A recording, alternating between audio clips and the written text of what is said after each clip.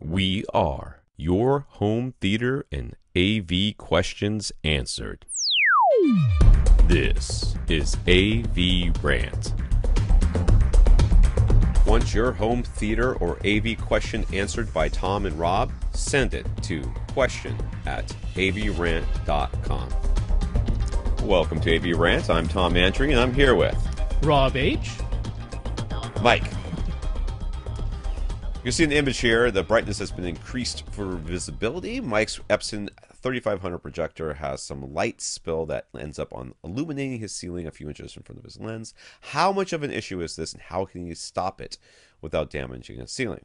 It is zero issue if it doesn't bother you. Like mine does that, but it's behind me, and I don't give a crap because I can't see it. Okay, but if you can see it and it's bugging you, well, how do we fix light spill on your around your projector screen? Right? How do you fix that? Velvet. That's right. You're going to put a patch of velvet on your ceiling, wherever this thing is, or put some black cloth, or somehow extend a little shelf right above the projector to just catch. Like if you don't want to put anything on your ceiling, you just somehow extend a little shelf right above your projector so that it catches that little bit of light spill going up. Yeah. Without damaging the ceiling. I think he means by adding something to a ceiling. You could literally just get black velvet cloth or speaker cloth or whatever and tack it up. Well, they actually have the type that has adhesive on the back of it. I know, but I think he doesn't want to do that. So I'm thinking if you just put and tacks, I mean, you're not going to see those holes, dude. It's never going to happen. It's easy enough, exactly like taking a picture frame off the wall. That tiny little bit of spackle and one swipe of paint or whatever. If that. So, what you'll do is you'll just hang the fabric, because you want it to make it look kind of normal. You don't want this little weird patch of velvet up above your projector. So what you would do is, let's pretend your projector's at the back of the room or in a space. You just put a line, of black fabric there. You tack it up there, and then so that it looks sort of like you did it on purpose, and it's not some weird light catching thing. So about 80% of his movie watching time is at night after the kids are asleep. So he watches at around negative 30 dB volume with Audyssey Dynamic EQ on. That's depending on my source. That's where I'm at as well most of the time, except some sources I have to turn it way up. But and some sources I actually go to negative 40. The surrounds overwhelm the front speakers when he does this. At higher volumes, things sound fine, and if he turns dynamic EQ off, the surrounds versus the front sound fine. But at negative 30 dB, he loses a lot of bass. So any advice on how to balance the surrounds with fronts at low listening levels while retaining the bass? This really sounds like you need to rerun Audyssey. Can I just is that a suggestion that has merit? Because for me, this is a very odd thing. I have never I've run Audyssey in many different things, and I listen to all sorts of different volume levels, and I've never really noticed this happening to me. Audyssey Dynamic EQ does aim to keep surround effects and the bass audible. Right. So it does boost them over where they would be if you had dynamic EQ turned off, and he's obviously discovered that. I don't disagree with you. Rerunning Audyssey here might help, or just manually you turn the trim levels either you turn the trim levels of your fronts up a bit or the trim levels of your surrounds down a bit. There's nothing that says you can't do that. Manually adjust what Audyssey said. The other thing you could try though is actually the dynamic volume as well. Because you're saying this is late at night. If you want to try, because dynamic volume has different amounts, right? So you can try the low setting of dynamic volume, and that way it's a little bit of dynamic range compression on top of this frequency response, compensation for the various volume levels. So I would give dynamic volume a try as well. The other thing that kind of occurs to me is he didn't mention what speakers he's using. I'm wondering if there's his front speakers are particularly finicky in how much power they get, and when he's turning them down this low, that they're just kind of struggling a little bit. And I don't know. It makes me think something like very different efficiencies of the speakers. Like the front speakers are much less efficient than the and I'm wondering. It just kind of popped in my head. I wonder if he got an amp and just tried it out to see if that made a difference there as well. It shouldn't be the case. Shouldn't. But stranger things have happened. on this podcast, actually. So I would first rerun Audyssey. I would then try what Rob said.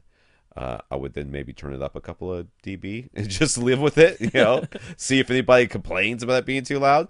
And then, like, I would try 5 more things that I haven't thought of yet before I tried the amp thing, because I don't think the amp thing is it. So he says the surrounds are monoprice in-wall speakers, and they have a variable crossover switch. Any tips on how to test it for sound improvements, and would adjusting that help with this dynamic EQ situation? You should not use that switch. You've got the monoprice ones only offer a 0 dB setting, a negative 3 dB setting, and a negative 6 dB setting, and it's to attenuate the tweeter. Okay, that's what those is. are for. Yeah, so that's not a variable crossover. So turning it down wouldn't help, because then Audyssey would compensate by making them even louder. That's right. So leave it at 0. There you go. Leave it at 0. He's noticed that there is an audio delay when he's using a Sony Blu-ray player or Xbox One S. It's usually slight, but with Hulu, it's so delayed that it's unwatchable. The input on his Denon receiver is set to auto, and he doesn't think that he has any audio sync settings turned on any of the components. Any troubleshooting ideas? Something is being processed. This is my least favorite thing in the world. I hate when the audio is delayed, because it drives me up the absolutely batty. If the audio precedes the video, you can use the audio offset thing that's built in, the audio delay that's built in the receiver. But if the audio is lagging the video, there's no adjustment you can make for that. I hate this problem when it happens. Something's being processed in the receiver. It may be image.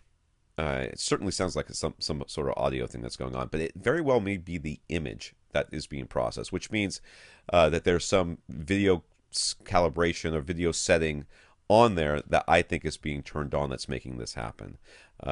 That's the only explanation I can give you. The only other time that I've had this issue, I believe, was with a Blu-ray player, and I would have to stop, or was it stop?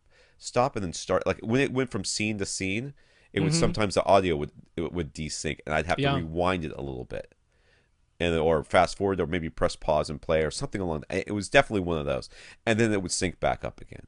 And it drove me nuts. And I would walk in the room. And this is when the theater was being used by my brother, when my parents were living with us. I would walk in the room, and they'd be watching a movie, and the sync would be off. I'm like, oh, my God. Can I fix that for you? They're like, what? Like, what do you mean, what? People not notice that, man. How do you not notice that their lips aren't syncing up? Oh, I'm not People really complain watching. about our YouTube videos because our lips aren't perfectly synced. So. Yeah. Oh, I'm sorry, dude. We do the best we can. I know. That's be a lot of work. But he is using a projector. And there is a thing that is part of HDMI called lip sync. Yeah. But that relies on all the handshakes having been done properly. Right. And projectors take a while to warm up and turn on. So he says, what are some troubleshooting suggestions? Here's what I would suggest. Turn on your projector first. Nothing else is turned on. Turn on your projector first. Let it completely warm up, spool up, show its little Epson logo on there first. And go into its user menu and make sure that HDMI lip sync is turned on inside of the projector. Then turn on just your AV receiver. Make sure that its logo comes up. Go inside of its user settings, make sure that HDMI lip sync is turned on. Then turn on your source. Make sure that it has HDMI lip sync turned on. Sometimes you need to have all of the devices on prior to the source for that HDMI handshake to go all the way through the signal chain. If you press a macro on your remote and you turn everything on at once, the projector hasn't warmed up yet, the source goes, I don't see a device, a display at the end of this chain, so I'm just going to send stuff out. Forget about your lip sync. You didn't give me a display to send it to. So, that would be my troubleshooting advice. That's about all I got. Yeah, I do think there's the chances are what's happening is there's some processing going on someplace. Yeah. I mean, 90. I think that's whenever I've had this problem, that's it. It could also be HDMI CC because I believe that was part of my issue with that Blu-ray player, which that Blu-ray player was a piece of garbage, anyways. And ended up eating my Guardians of the Galaxy Blu-ray. Would not spit it out and would not display that it was in there. Mm-hmm. Right, and then we had no idea what the disc was. We're like, there's nothing in here, and there's no. And finally, I squeezed it with it, and all of a sudden it showed Guardian of the Galaxy, and I let go of the. I squeezed the actual, Blu-ray player, and it showed it was in there. I had to take the thing apart to get to it. So make sure HDMI CC is off. Look for any processing going on in your receiver. Or perhaps from your source side too. I mean, you could look for that as well. But there's a couple. Let us know, because this is an interesting one. I'm curious to see how it works out for you.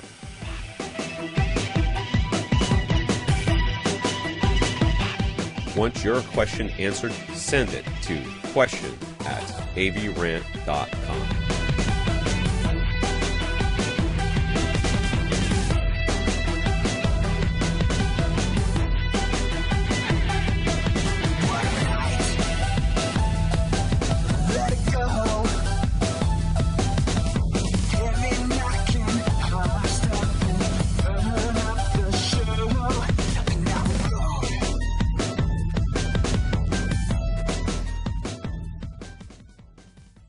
This is AVRant.